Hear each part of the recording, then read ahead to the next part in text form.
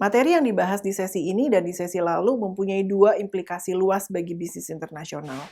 Yang pertama, sistem politik, ekonomi, dan hukum suatu negara dapat menimbulkan isu etika penting yang mempunyai implikasi terhadap praktik bisnis internasional. Misalnya, implikasi etis apa yang terkait dengan berbisnis di negara-negara totaliter di mana hak asasi warga negaranya tidak diberikan, korupsi merajalela, dan suap diperlukan untuk mendapatkan izin berbisnis.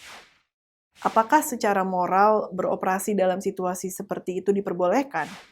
Kedua, lingkungan politik, ekonomi, dan hukum suatu negara jelas mempengaruhi daya tarik negara tersebut sebagai pasar atau tempat investasi.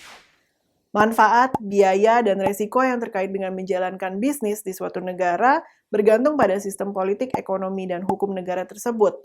Daya tarik suatu negara secara keseluruhan sebagai pasar atau lokasi investasi bergantung pada keseimbangan manfaat jangka panjang dari melakukan bisnis di negara tersebut dengan kemungkinan biaya dan resiko.